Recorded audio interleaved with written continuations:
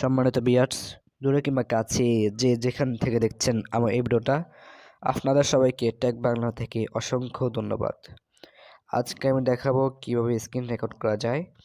তাহলে আসেন আজকে ভিডিওটা শুরু করি। প্রথমে আমরা একটি সফটওয়্যার ইনস্টল করা লাগবে।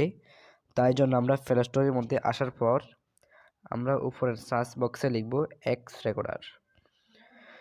যেহেতু আমার ইনস্টল করা রয়েছে, এখানে অপশন দেখাচ্ছে, আপনারা কষ্ট করে এই সফটওয়্যারকে ইনস্টল করে নিয়ে নেবেন। এই সফটওয়্যারের মধ্যে অনেক গুণ আছে যে আপনারা এই সফটওয়্যার দিয়ে অনেক ঘন্টার পর স্ক্রিন রেকর্ড করতে পারেন।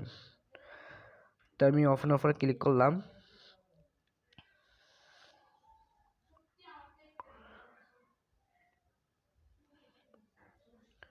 তো আমাদের সামনে এরকম একটা পেজ ওপেন হবে।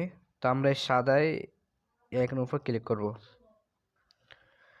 এখানের উপর ক্লিক করার পর আমরা সেটিংসে আসার পর আমরা এখানে মাইক্রোফোন এটা আমরা একটু 100 মধ্যে আনি দিব। তারপরে আমরা ওকে দিব।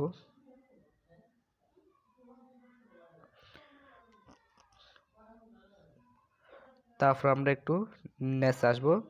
আসার হোক আমরা এটাকে একটু অন করে দিব।